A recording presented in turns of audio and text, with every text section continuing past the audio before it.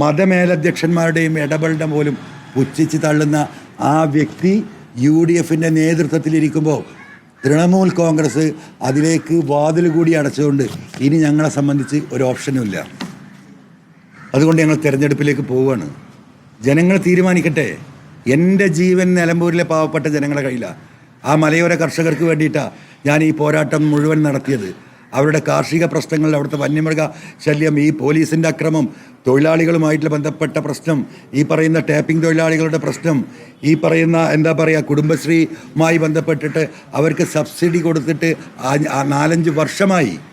ഇങ്ങനെ ജനങ്ങളുടെ നിത്യജീവിതം, ഓട്ടോറിക്ഷ തൊഴിലാളികളുടെ പ്രശ്നം, വഴിയോര കച്ചവടക്കാരുടെ പ്രശ്നം, ജീവിതത്തിൻ്റെ 2 അറ്റം മുട്ടിക്കാൻ 18 മണിക്കൂറും കഠിനാധ്വാനം നടത്തുന്ന പാവപ്പെട്ട മനുഷ്യർക്ക് അവരുടെ ജീവിതത്തിൻ്റെ 2 അറ്റം മുട്ടിക്കാൻ ഈ ഗവൺമെൻറ്റിൻ്റെ ചില നിലപാടുകൾ ശരിയാവുന്നില്ല.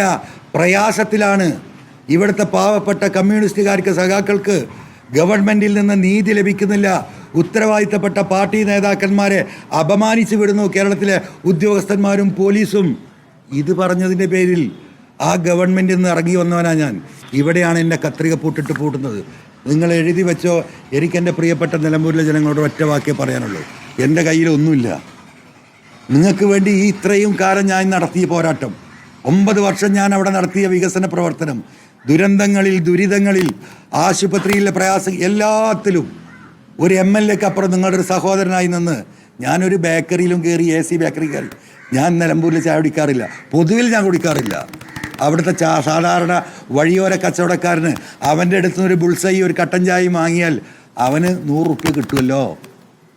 ആ ഉദ്ദേശത്തിൽ നടക്കുന്ന അവർക്ക് വേണ്ടി പറഞ്ഞിട്ടാണ് ഞാൻ ഇവിടെ എത്തിയത്. അപ്പോൾ ഇപ്പോൾ എൻ്റെ ജീവൻ പോലും അപകടത്തിലാണ്. ഒരു ഭാഗത്ത് പിണറായിയാണ്, ഒരു ഭാഗത്ത് സതീശനാണ്, ഒരു ഭാഗത്ത് RSS ആണ്. ഇത് 3ഉം കൂടിയിട്ട് എന്നെ ഞെക്കിപ്പിഴിയാനുള്ള തീരുമാനമാണ്. ഞാൻ ഈ 2026 തെരഞ്ഞെടുപ്പ് വരെ ഒരു പക്ഷേ ജയിച്ചിരിക്കും. അല്ല, ജനങ്ങൾ നിലമ്പൂരിൽ എന്നെ കൈവിട്ടാൽ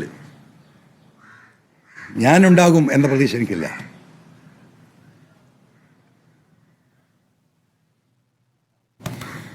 ഞാനുണ്ടാകുന്നുള്ള പ്രതീക്ഷ എനിക്കില്ല. എൻ്റെ വിധി അതാണെങ്കിൽ അത് നടക്കട്ടെ എന്നാണ് എൻ്റെയും തീരുമാനം.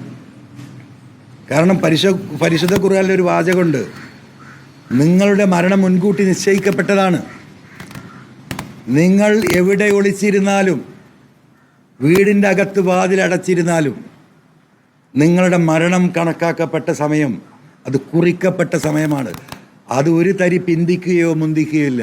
അത് നടപ്പിലാക്കപ്പെടും എന്ന് വിശ്വസിക്കുന്നതാണ് ഞാൻ. അതുകൊണ്ട് ആ മരണത്തെ ഞാൻ ഭയപ്പെടുന്നില്ല. ഞാൻ എൻ്റെ ജീവൻ നിലമ്പൂരിലെ ഈ പറയപ്പെടുന്ന പാവപ്പെട്ട ജനങ്ങൾക്ക് വേണ്ടിയിട്ട് ഞാൻ സമർപ്പിക്കുകയാണ്. ഈ പറയുന്ന താല്പര്യക്കാരായ നേതാക്കളുടെ താല്പര്യത്തിന് വേണ്ടാണോ? അതാണോ രാഷ്ട്രീയം? അതല്ല.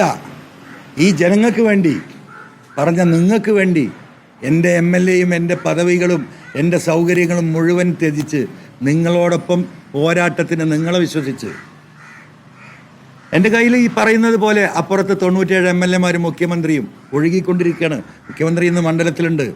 അപ്പുറത്ത് 43-42 MLAമാരും MP-മാരും, ഈ നാട്ടിലെ മുഴുവൻ തന്നെ എല്ലാവരും ഇവരെയൊക്കെ കൂടെ ഉണ്ടാവും. എൻ്റെ കൂടെ വരാൻ ഒരാളില്ല, മൂന്നാമതൊരാൾ ഇതിലേക്ക് വരാനില്ല. ഈ ഇവിടെ നിൽക്കുന്ന ഈ പാവപ്പെട്ട തൊഴിലാളികളല്ലാതെ ഇതേപോലെ എന്നെ കാത്തിരിക്കുന്ന പാവപ്പെട്ട മനുഷ്യർ, പാവപ്പെട്ട സ്ത്രീകൾ. ഈ നാട് നേരിടുന്ന ഏറ്റവും വലിയ വിഷയം നിങ്ങൾക്കറിയാം, മയക്കുമരുന്നാണ്. ഒരു സ്റ്റെപ്പ് എടുക്കാത്ത ഗവൺമെൻറ്റാണ്. മയക്കുമരുന്നിനെതിരെ പറയുമ്പോൾ പറയും മുഖ്യമന്ത്രി രാസലഹരി. മദ്യം ഒഴുക്കുകയാണ്. മദ്യഷാപ്പുകൾ ആരംഭിച്ചു കൊണ്ടേയിരിക്കുന്നു.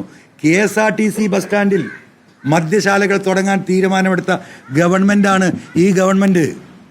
അമ്മമാർക്ക്, പെങ്ങന്മാർക്ക്, സഹോദരിമാർക്ക് വീടിൻ്റെ അകത്ത് മക്കളെ വിശ്വസിച്ച് കിടന്നുറങ്ങാൻ കഴിയാത്ത സാഹചര്യമുണ്ടെന്ന് കേരളത്തോട് വിളിച്ചു പറഞ്ഞത് ഈ മലയോര ജാഥ ബഹുമാനപ്പെട്ട പ്രതിപക്ഷ നേതാവ് ഉൾപ്പെടെ നടത്തിയ ആ ജാഥയിലാണ് ഞാൻ പറഞ്ഞത്. നിങ്ങൾ കേട്ട് ഇത് ഏറ്റെടുക്കണം LDF UDF എന്ന്. ഇപ്പോൾ കുറേ നാടകം നടന്നു, കുറേ ആളുകളെ അറസ്റ്റ് ചെയ്ത് പോകുന്നില്ല. 317 ആളുകൾ ഈ ജനുവരി പിറന്നതിന് ശേഷം കേരളത്തിൽ മരണപ്പെട്ടു. ഭൂരിപക്ഷം സ്ത്രീകളാ, സഹോദരിമാരാ, അമ്മമാരാണ്, ഭാര്യമാരാണ്. അതിനെതിരെയുള്ള പോരാട്ടം നമ്മൾ തുടരും. അതിന് നിങ്ങൾ എൻ്റെ കൂടെ നിൽക്കണം, എന്നെ സഹായിക്കണം, നിങ്ങൾക്ക് വേണ്ടിയാണ്. ഞാനല്ല സ്ഥാനാർത്ഥി. നിലമ്പൂരിലെ ഓരോ വോട്ടറും സ്ഥാനാർത്ഥിയാണ്. അതുകൊണ്ട് ഈ തിരഞ്ഞെടുപ്പ് കേരളത്തിലെ പാവപ്പെട്ട ഈ പീഡനങ്ങൾ അനുഭവിച്ചു കൊണ്ടിരിക്കുന്ന മലയോര കർഷകർ ഉൾപ്പെടെയുള്ള എല്ലാ തൊഴിലാളി വിഭാഗത്തിനും സാധാരണക്കാരായ കർഷകർക്കും സമർപ്പിക്കുന്നതോടൊപ്പം രാജ്യത്ത് ഈ പെഹൽഗാമിൽ പാകിസ്ഥാനെതിരെ പോരാടി ഈ നാടിനെ രക്ഷപ്പെടുത്തിയ ധീര ജവാന്മാർക്ക് അഭിവാദ്യങ്ങൾ അർപ്പിച്ചുകൊണ്ടും അതോടൊപ്പം ഈ ഇന്ത്യയിലെ അതിന് പിന്തുണ നൽകിയ മുഴുവൻ ജനങ്ങൾക്കും ഈ ഗവൺമെൻറ്റിനും കേന്ദ്ര ഗവൺമെൻറ്റിനും പിന്തുണ നൽകിക്കൊണ്ടും ഇനിയും ഇത്തരത്തിലുള്ള ഭീഷണികൾ നേരിടാൻ കേരളത്തിലെ ജനങ്ങൾ നാട്ടിൽ ഒന്നായി നിന്നുകൊണ്ട് അകത്ത ഭവിഷ്യത്തിനെയും പുറത്തെ ഭവിഷ്യത്തിനെയും നേരിടാൻ നിങ്ങളോടൊപ്പം ഞാനുണ്ടാകും.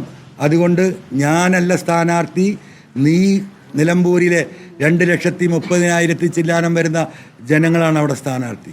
അപ്പോൾ എൻ്റെ കത്തിയും എൻ്റെ കഴുത്തും എൻ്റെ ജീവനവും എൻ്റെ ജീവിതവും നിലമ്പൂരിലെ ജനങ്ങൾക്കും കേരളത്തിലെ പൊതുസമൂഹത്തിനും സമർപ്പിച്ചുകൊണ്ട് നിങ്ങളെല്ലാവരും നല്ല രീതിയിൽ കഴിഞ്ഞ 8-9 മാസമായി ഞാൻ ഉയർത്തിയ സകലമാന രാഷ്ട്രീയ പ്രശ്നങ്ങൾക്കും പിന്തുണ നൽകി എന്നോടൊപ്പം നിന്നവരാണ് കേരളത്തിലെ മുഴുവൻ പത്രമാധ്യമ പ്രവർത്തകരും. ഈ പറയുന്ന സോഷ്യൽ മീഡിയയിൽ നാടിൻ്റെ നന്മ ആഗ്രഹിച്ച് സപ്പോർട്ട് ചെയ്യുന്ന എല്ലാവരോടും ഹൃദയം തുറന്ന നന്ദിയും നിങ്ങളോടുള്ള കടപ്പാടും നിങ്ങളോടുള്ള ബഹുമാനവും നിങ്ങളോടുള്ള ആദരവും അറിയിച്ചുകൊണ്ട് കേരളത്തിൽ നാളെ ഞങ്ങൾ ഈ പറയുന്ന നിലമ്പൂരിൽ സ്ഥാനാർത്ഥിയായി നോമിനേഷൻ കൊടുക്കാൻ നിങ്ങളുടെ എല്ലാവരുടെയും സമ്മതവും ആശീർവാദവും തേടുകയാണ്.